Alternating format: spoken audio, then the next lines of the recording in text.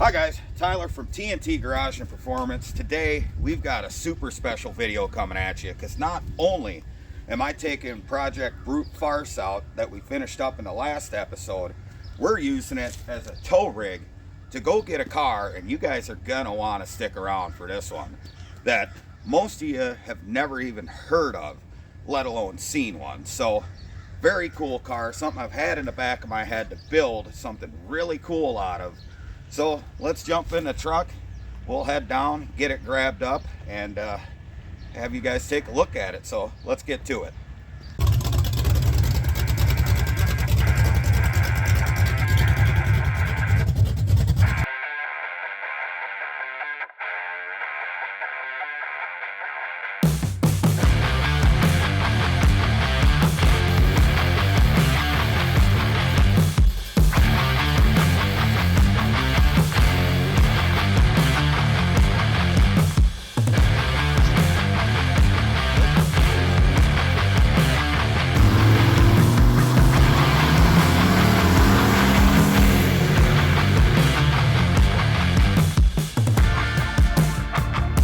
Alright guys, well, good news is Brute Farce made it down here. It's only about an hour drive, but we're standing next to the car that I just purchased with the original title in hand when this car was bought brand new in '73. So you guys aren't gonna believe this. This is a 1973 Checker Marathon. Now, looking at the front, you kind of think that it kind of looks like a frumpy 58 Chevy, maybe a Virgil Exner era Chrysler, or maybe like a 59 Ford or something like that. And that's true. It's just a poorly executed version of all of them put together. But it is all complete. I believe in '73, it's got the 230 cubic inch Chevrolet 6. It's supposed to be a TH400 trans. Of course, it's got power brakes, power steering. Just all complete under here, including the washer fluid bag. And this is Northern Illinois, Southern Wisconsin area, so there's some dings, there's some rust, but this thing just, the doors open and close nice. It's all complete inside. Of course, Chevy column. It's got an AM radio, of course. Doors closed nice. Just a classic car. Now, if you can't quite place what this car is, think New York City back in the 60s and 70s, and that is basically what we got here. So we're gonna go ahead and change out this tire. I grabbed a handful of tires and stuff, but we got to change this up. The ball joint on the other side's broken, so we got to figure that out. And we're going to drag her on the trailer, get her home, and tank her with it.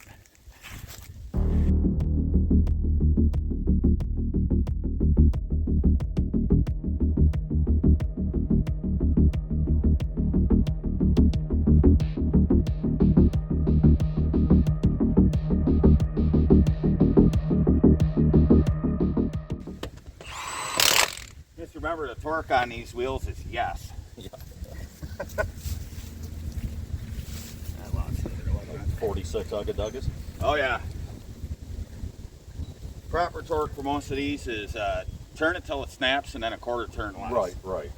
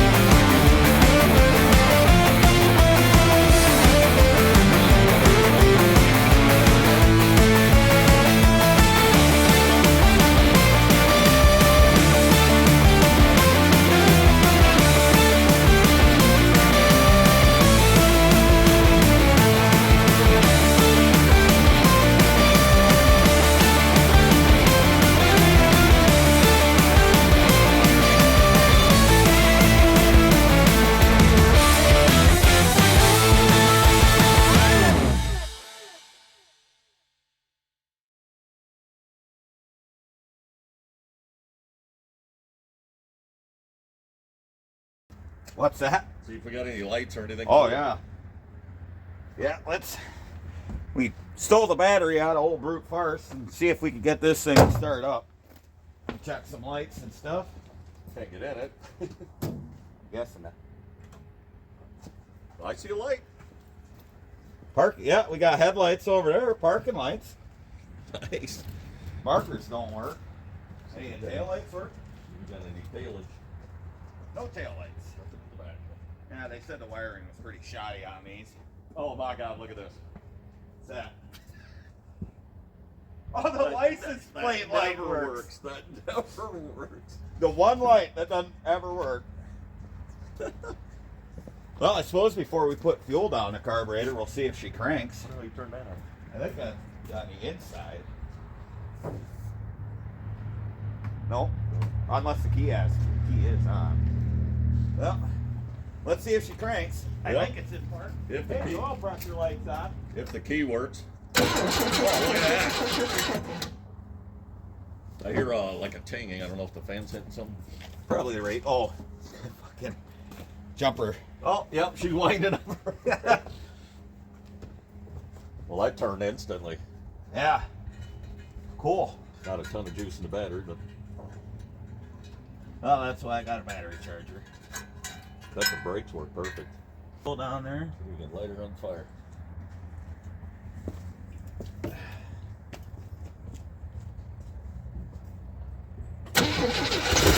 Oh my God, that was smooth as butter. Oh, that runs pretty good. Oh, you gotta be fucking kidding me. Couple vice grips on the. Ooh, it burns oil. A couple vice grips on the coil, but Oh my God. Don't have that backfire. It's not that too, but yeah. that thing did never even knock. No, like instant oil pressure. Shit. Of course, you gotta do it again. Oh yeah. I think we might have lost margin.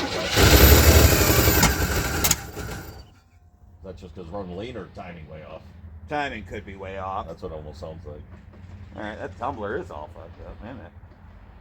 Well, it runs. That's impressive. I mean, not a lift or tick at all. No. Vapor canister. It should say what it is on this.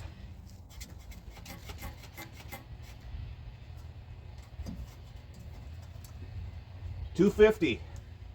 Nice. It is a 250. So Here's the thing. So I think it was running on all of them yeah. because it didn't shake at all. No, and even with that little gallop, so we know one's low on compression, but it idled smooth. Yeah, I mean, if we'd have kept feeding it gas, Yeah. it would just sat there and purred. And the timing could be off if someone was monkeying with that. Yep. But this is definitely something. I'll pull the carb off and rebuild it, clean it. That's cool. I'm glad we got to hear it fire. Yeah, That's neat. yeah, that is cool. I'm gonna bring you guys in here and kind of show you what we got. So, little 250 Chevrolet 6, which they introduced. I don't know the exact year, but I think in the late 60s. They got rid of the Continental straight 6, went with the Chevy, first with the 230, then the 250. Little itty-bitty old Rochester on there. And my coil fix. They were jumping it, but they didn't have nuts for the coil wires. But look at this. We got the factory bag that's still there for the washer fluid, and just the old tuning tag with your dwell and everything. Yeah, probably clean the points up. You know, do all that, do the carb, get the fuel pump hooked up, don't pull anything out of the fuel tank, and she should be pretty good. Well, I figured since I'm out of daylight, I'm gonna come down here to the car wash because there's some light. Let's get some of this rod off of this thing.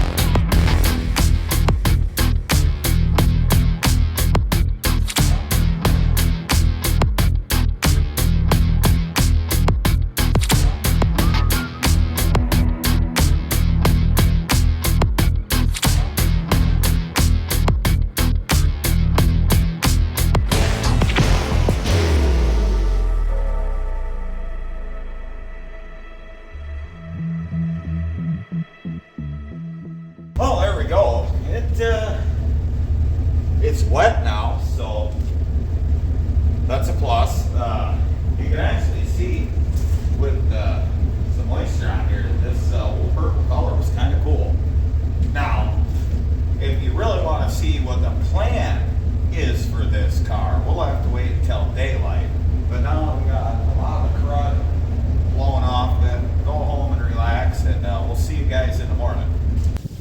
Well, good morning, guys. I told you we'd go through this and I'd tell you my plans for this particular car, but first let's get a closer look now that we really got her home and we're done kind of tinkering with it. There is some issues with this car. Now, one thing to remember is I didn't necessarily get this car for the whole deal. You know, the stuff that's wrong with it really doesn't matter to me, and I'm going to bring you in and show you guys what's going on. Well, let's get up close and personal with this thing, because there's some major issues with the frame, which, like I said, my plans really don't matter, but the front section of the frame, clear a little bit behind the body mount where the X-frame comes in, is gone. Like, so bad so this car was leaning this way because the spring bucket literally ripped out of the top of the frame. And when I was steering it to load it yesterday, it pulled the steering box out of the frame. But not a big deal. You guys might look at this and go, oh, it's a rust bucket, it's junk, whatever. This body's actually pretty good as far as the bones of it. The only real issue is it needs a floor pan on the driver's side, just maybe inboard of the frame out and about a foot behind that mount. So easy fix there. I was looking at just maybe getting like a Tri-5 Chevy floor pan, probably pretty close. As far as the body, stuff like this does not concern me, okay? And I'll show you guys on the other side quick. Just kind of go around the body here, because this fender is really good. These doors, I mean, just a little bit right there, not bad. It needs rocker panels, not a big deal, okay? Because it's all stuff we can make ourselves. It's not the end of the world. This side of the car, of course, the hood, little hole there, don't care. All the original parts are here. The headlight bezel's a little rotted, don't care. This fender is in excellent shape. You could see that that side of the frame's tweaked because this body line's awful and that one's, you know, awful. So the door's got a little whiskey dent in it. We could fix that, not a biggie. Little bit of rust down here, but this rocker just on the bottom is rotted out. So again, not a big deal, but if you look under the car, little rust hole there, you know, yeah, it's gonna need some sheet metal, but all in all, it's not terrible. And from the X-frame back in this car, the frame seems pretty solid. And of course on this side, this is actually pretty common on these checkers. From the X-frame forward, they tend to rust out. And coming back, you know, this quarter is pretty much shot, but it's still on there. Again, I'm going to leave it alone for the time being because it goes along with phase one of my plan. Now, the trunk we discovered yesterday is solid. It's got a Dana 44 in it.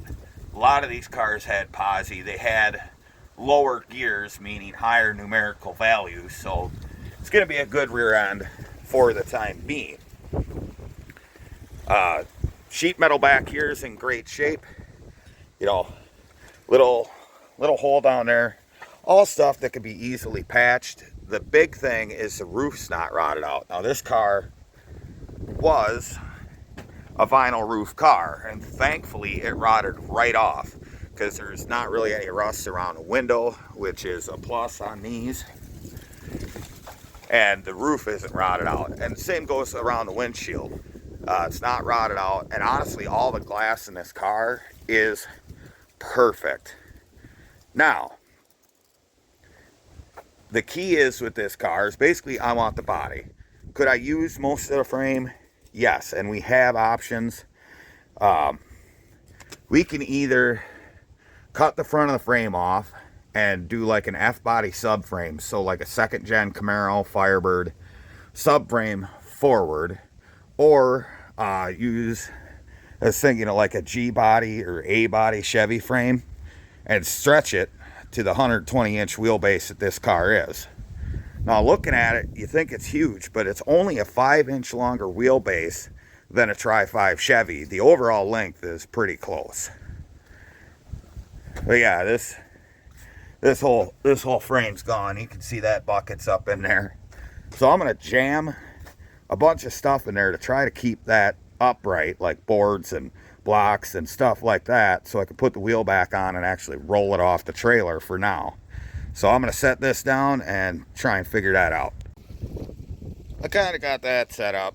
It still caves down quite a bit, but I've got a jack under it for now so I can get the doors over the fenders. Just gonna kind of dig in here, vacuum it out, then I can really show you guys the interior. But like any old car that you get off a farm or something like that, there is a lot of poop. Just all kinds of defecation. It's a defecation situation. So that's why I'm wearing a glove. I'm gonna pull this stuff out and get it to the trash can, hopefully without breathing in all of this and vomiting. So let me dig that out quick.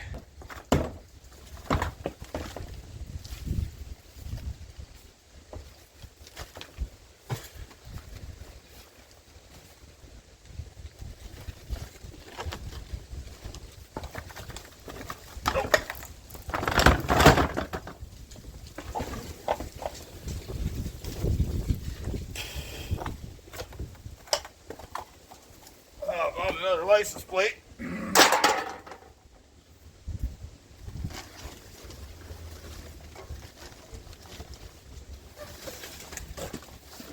Try not to breathe that in.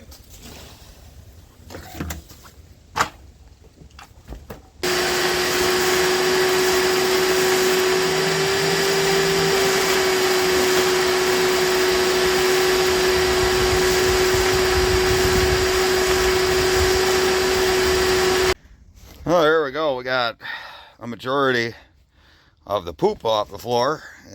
I can actually crouch in here without, you know, sinking in it. Gonna throw these pants away, but this seat is in phenomenal shape. And actually, I'm gonna take a minute, set you guys down, and attack this with some cleaner and see what it looks like, because this is kind of neat that actually one part of the car is mint. I think the seat came out halfway decent. Also went ahead and cleaned the door panels and the back of the front seat. Not too bad. Wow. There's a bit of room in this car, like an obscene amount of leg room. You imagine just riding down the road as a father and wife and, both the kids. You could fit 27 kids back here and they wouldn't even be touching each other. That is just neat. This cool. No wonder they use these as cabs, or predominantly as cabs. This is incredible. Not too bad. Kind of neat. I didn't go so far as to clean in the front, but probably clean these door panels or these door cards up. And actually, other than the front seat, because this obviously saw most of the action of driving, this interior is actually in pretty good shape. Like I said, it needs a floor and stuff like this. A lot of this is structure for the body, this area right here, so the doors sag a little. That's something I'm gonna fix, and I'll explain once we get towards the end of the video and what my actual plan is for it. I know I said I'd tell you guys my plans, and we're getting there, but I just really want to show you guys, just the civilianness, just brute, mechanicalness of this car. Very simple, very utilitarian. It shows 10,000 on the clock. I'm willing to bet that's 110 or even 210, because these old Chevy straight sixes are pretty indestructible. You know, we got the world's smallest glove box and sun visors and your typical stuff of what would be a 50s car in the 70s, even on into the early 80s. They built these. You know, the vent windows still work. All the windows go up and down. Like I said, all the glass is there. And one of the oldest cans of starting fluid I've ever seen. It's still got some in it, which I didn't even need to fire it up. But the radio, in fact, works. Me and my dad tried that yesterday, and the AM radio works. The wipers work, which is pretty neat. So, you know, I'll rewire most of the car, but this is gonna be a pretty cool machine when I'm done. And of course, since this was you know, early 70s, they switched to a lot of GM components like the steering column. This is a full-size Chevy steering wheel, of course, without saying Chevrolet on it. Just, you know, a lot like AMC, a lot of other parts. But all in all, pretty cool. And it's even got old Illinois stickers. Looks like some sort of military or drum corps or some stuff like that. Kind of neat. You know, it's got all the original trim tags. Inflate tires, 24 psi. Of course, those were bias plies back then. You know, trim tag here. Just even the one under the hood there, both of them actually, the emissions tag and the identification tag still under the hood, which all in all really neat. But look at how much room is back there. And that rusty area with the duct tape there, that is indicative of the fact that, like a 40s car, these are built, jump off the trailer, these are built so you could take off and replace just about every body panel. I'll show you over here.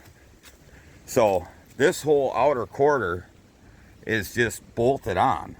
It's not welded, and it's sealed with a rubber strip seam.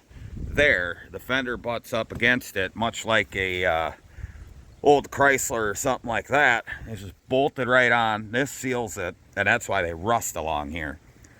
But you could take this quarter completely off, and it goes all the way up.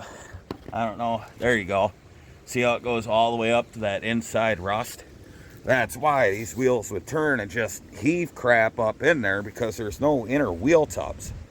And these cars were made of a mild steel, so they didn't have the rust prevention that a modern 70s car had, which to find this car this clean, I know it sounds weird me saying this clean, is quite amazing, because it wasn't preserved at all. This was, in fact, you know, a truck for the previous owner, all things considered.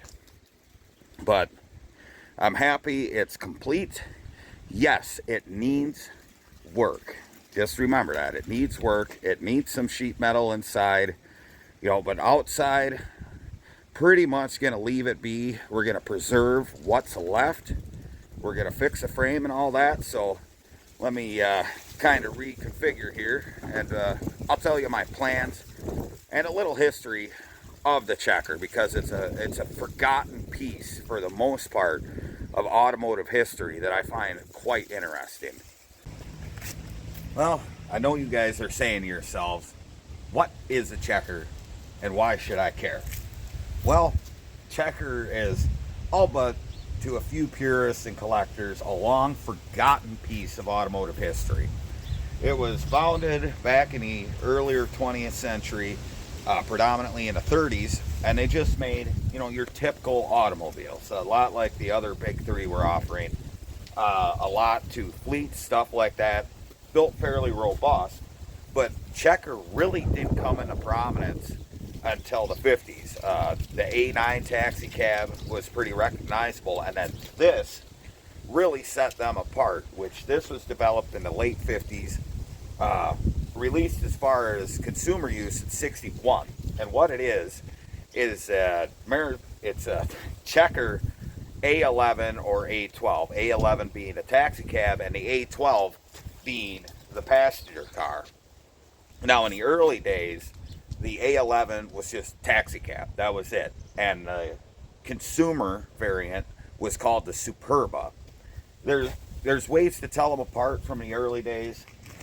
In the early 60s, the marker lights were inboard here in the grill in a starburst pattern. I actually worked on an old Superba. It was pretty neat. Little old lady had it. It was mint. But they just made subtle changes. Eventually, towards the mid-60s, Superba name dropped after a couple of years, and it was replaced by the Marathon. And that had moved the turn signals, running lights outboard like this, although they did change sizes as the years went up, along with going from clear to amber lenses. Now, as far as powertrains went in the early ones, they used a Continental straight six, 3.7 liter displacement, whatever that is in American units. I don't remember off the top of my head. But it was a robust engine, didn't make a lot of power even though it was fairly large. That got replaced in the mid-60s by the 230 Chevy straight six or the 283 V8. Now backing them up in that time was a Borg-Warner 3-speed automatic, real similar to what AMC used. So as time went on and the Marathon and the taxi cab really got popular as far as with fleets, they upped the engines. So in the late 60s, the 230 gave way to the 250. The 283 gave way to the 327. And the 250 stayed in the car all the way up till it was replaced with either the 229 or the 231 V6. I don't quite recall. And you could get up to a 350 in the late 70s, and then it dropped to the 305. All of which, from mid-year 73, were backed by a TH400. Now, as far as changes overall through the years, from beginning to end, 61 to 82, I think, 83, somewhere in there, early 80s, not a lot changed. I believe this was the last year of these bumpers, because later, with crash standards and everything changing, they went to an aluminum girder-style bumper, which essentially was a guardrail bolted to the front and back of the car. Not very attractive. In the late 70s, it went from the suicide wipers to a parallel action. Of course, steering wheels changed over time as whatever parts they were using changed. As far as the assembly of the car, all the components, this is not so much just an off-the-shelf pick and pull, more or less like an AMC would be. I mean, yes, they did use a lot of parts from other companies, but the frame was their own, very robust, almost a ladder-style frame, but with an X-brace in the middle. Obviously, this one's rotted out in the front, common for these checkers, but they really did hold up. Now, the front suspension is a little quirky. It has lower control arms. It's a double wishbone, like you'd expect, but the lower control arms are shoebox forward. Really close, not exactly the same, but really close to the shoebox forward, you know, the mid-50s. The upper control arms are early 60s Lincoln, especially in this car. In the rear, leaf springs, as you'd expect, hanging out with a Dana 44 in the back of this particular car. Robust. Like I said before, a lot of them had low gears, and a posi traction was available, track lock in fact. But all in all, the other identifiers, like right here, the marker lights came out in 68. That was a law, so they had to put them in. So that's a few ways to tell these cars apart, because the body itself did not change other than it went to a little taller windshield in the late 60s, I think, maybe the early 70s. But it's definitely something that has long since been forgotten, unless you grew up in bigger urban areas that had taxi cabs. Then you would have seen a bunch of these. These were real common, and I think the last one was finally decommissioned in New York in the mid to late 90s. These were still running around, which is a testament to just how strong they were. The history of this particular car, I had gotten it from the original owner's son, which means I have the original title from 1973. It was bought in October and paid off 2 years later. It was financed. So I am the second owner of this car. And according to the gentleman's son, this was his truck. He told me a story where they had gone to Michigan to pick up Mercury Park Lane, that they couldn't drive it all the way home, so they towed it home with this. Which in the modern day, with the horsepower we have and just everything, you'd never imagine pulling a battleship with the Titanic powered by a 100 horse, 250 cubic inch Chevrolet 6. And as hard as this car was worked, it's in phenomenally good shape. Now, these cars do demand a premium in drivable shape. And I just don't want to see anything like this go to waste, because I've got a soft spot for especially oddball automotive history. And this definitely fits that. I've always liked checkers. They've always been in the back of my mind. And I really want to preserve what's left of this car. Now, of course, I'm going to fix this structural stuff like up in the floorboards as far as body-wise. And we'll fix the frame, whether we do a Camaro front stub or we do a full like A-body, G-body frame and stretch it. That remains to be seen. But mainly I bought this car for the body because, and here's the plan, I am going to build a 60s style gasser. Yes, out of this. Which means, if for those that don't know what a gasser is, it's going to have a solid front axle in the front, so it's going to sit nose up. It's going to have, the front bumpers taken off. It's going to have I'll probably radius the rear wheel wells unless I could get the suspension high enough. We'll have tires poking out, big deep dish Kraggers on the back, little pizza cutters on the front. So that's the plan. I'm building a gasser out of this. I've always wanted to build a gasser, and I definitely wanted to do something that no one else has done. I have seen resto mods of these, like there's one on a BMW chassis with the V12. There's a couple like pro street dragsters built out of these, but I really want to do something different that really fits the era of this style of car. So, as far as powertrain and everything else, because this car is going to be built in 2 phases. Phase 1 is hurry up, get it done, I want it ready for car shows. And that's going to be fix the frame, solid front axle, keep the rear end for now, get the big meats out back, pizza cutters up front. As far as powertrain, it's going to be a V8 of some variety.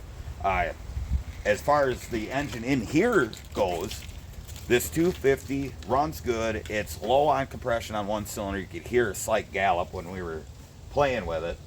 But I'm going to pull this motor out, just set it aside, because I kind of want to build a kind of old school, like Model A style hot rod, but use this engine, because I think hot rodded 6s are cool. However, with this, it will be a V8.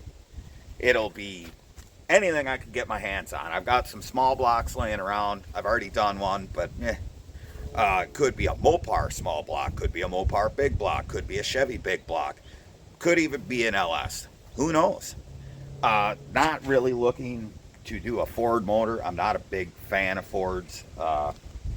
Nothing against them. I just haven't tinkered with them.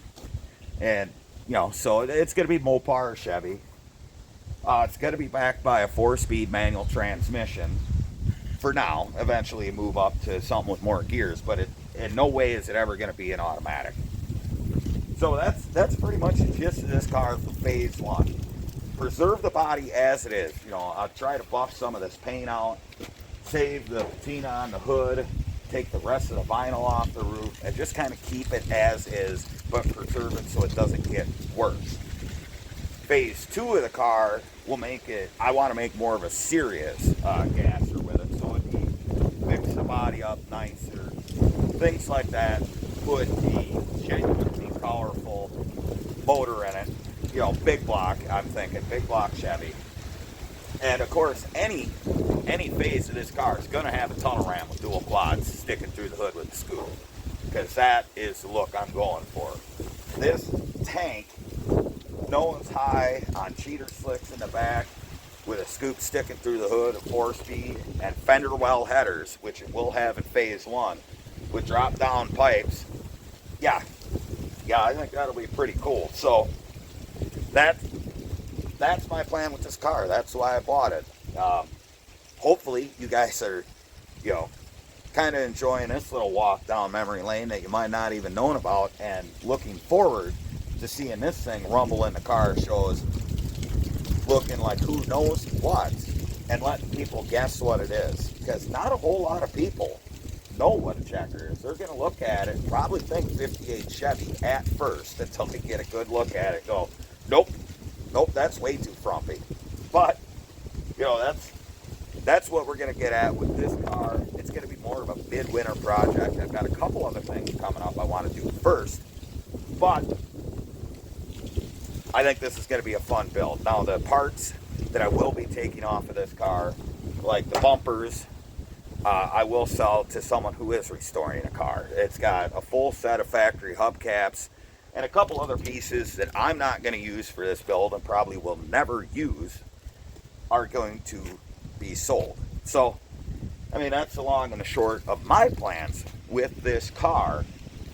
And I'm glad I'm saving one that's this rough, just because there's not many left. This could have rotted into the ground. This could have went to the crusher. It could have done a lot of things if it didn't wind up in my hands, and I can save it for what it is.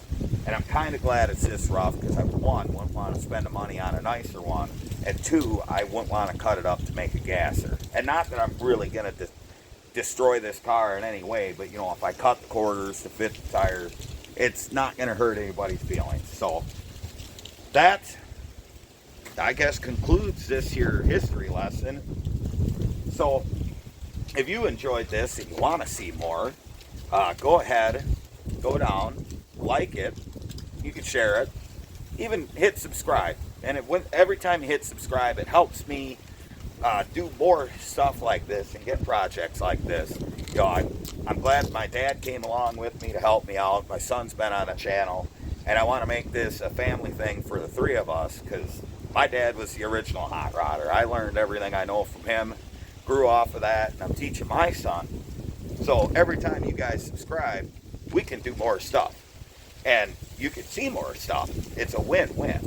You can find me and all my projects, including this, Brute Farce, the Challenger, my son's truck, the Camaro that'll get done probably 3 days before I die. You find all that right here on YouTube. You can find me at T.N.T. Garage and Performance on Facebook, and you can find me at T.N.T. Garage and Performance on Instagram. So go ahead, check it out, comment on anything you like, and, just remember, until next time, if it ain't broke, fix it till it is.